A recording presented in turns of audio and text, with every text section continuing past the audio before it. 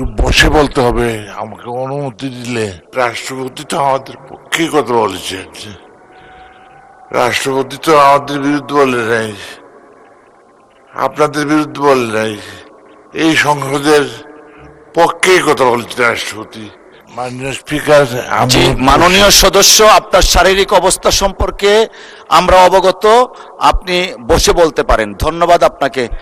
আর যেহেতু সময়ে কিছু ব্যয় হয়েছে, 6 মিনিটের জায়গায় আপনাকে 7 মিনিট দেয়া হলো, 1 মিনিট সময় বাড়িয়ে দিবেন ধন্যবাদ ওনাকে। মাননীয় ধন্যবাদ। স্পিকার, আমাকে বসে বলার জন্য অনুমতি দিয়েছে, সেই জন্য আপনাকে ধন্যবাদ জানাচ্ছি। মাননীয় স্পিকার, আমি দিলেই সাল্লা থেকে নির্বাচিত, সুনামগঞ্জ 2, জনাব তারেক রহমানের আমার প্রতি দয়া সহানুভূতি থাকায় আমাকে ওখান থেকে নির্বাচিত হয়ে আসার সুযোগ করে দিয়েছেন, সেই জন্য আমি তাকে ধন্যবাদ জানাই। মাননীয় স্পিকার, রাষ্ট্রপতির ভাষণের উপরে আলোচনা করতে গেলে প্রথমে আমি বলতে চাই যে রাষ্ট্রপতি তো আমাদের পক্ষে কথা বলেছেন, রাষ্ট্রপতি তো আমাদের বিরুদ্ধে বলে নাই, আপনাদের বিরুদ্ধে বলে নাই, এই সংসদের পক্ষেই কথা বলেছেন রাষ্ট্রপতি। আমি তাদের পড়লাম, দেখলাম রাষ্ট্রপতি যে কথাগুলো বলেছেন, আমি দেখলাম যে আমাদের পক্ষে কথা বলেছেন রাষ্ট্রপতি। তাই আমি রাষ্ট্রপতিকে ধন্যবাদ জানাতে চাই যে রাষ্ট্রপতি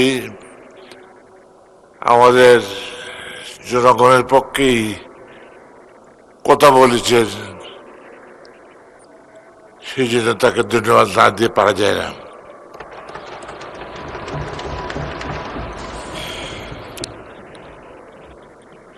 মাননীয় স্পিকার,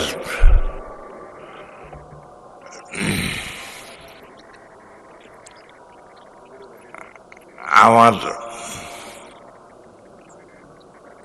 শারীরিক অবস্থার জন্য আমি দুঃখিত, আমি কথা বলতে অসুবিধা হচ্ছে। তারপর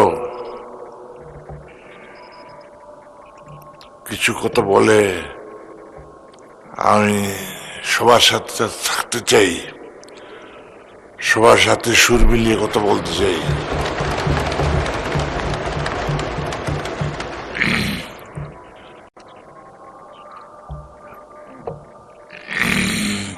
যে জুলাই সনদ নিয়ে অনেক কথা শুনেছি, অনেকে চেষ্টা করেছে, বলেছেন, তো আমি বলতে চাই জুলাই সনদ এটা আমাদেরই এক অংশের দাবি। শহীদ যারা হয়েছেন, মৃত্যুবরণ যারা করেছেন, তাদেরকে স্মরণ না করে এই সংসদ অপবিত্র হয়ে যাবে। সেই জন্য আমি বলবো জুলাই সনদকে যারা শহীদ হয়েছেন তাদেরকে শ্রদ্ধার সঙ্গে স্মরণ করতে হয়। স্বাধীনতার যুদ্ধে 30 লক্ষ মা বোনের রক্তের বিনিময়ে যে গণতন্ত্র আমরা পাইনি, যে গণতন্ত্র আমাদেরকে দেওয়া হয় নাই, সেই গণতন্ত্র এই জুলাই সনদের মাধ্যমে আমরা অর্জন করেছি, এবং এই দেশে বাস্তবায়ন হয়েছে, এবং এই জুলাই সনদের মাধ্যমে গণতন্ত্র বাংলাদেশে এসেছে। আমি এই দেশের সমস্যা দিয়ে কিছু বলতে হয়, না বলে উপায় নাই। আমাদের দেশে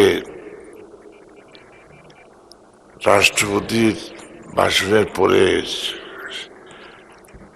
বলতে হয় হাসপাতালের কথা, বলতে হয় দান আমাদের ফসল নিয়ে গেছে, বলতে হয় যে আমরা কিভাবে অর্থদণ্ডের মধ্যে পড়েছি, আমাদের কিভাবে মুশকিল হয়েছে, এবং আমরা এই ফসল বিনষ্ট হওয়ার কারণে আমাদের সারা দেশের এলাকার মারাত্মক ক্ষতি হয়েছে, যেটা পূরণ করা সম্ভব নয়। তাই অত্যন্ত শ্রদ্ধার সঙ্গে স্মরণ করতে হয়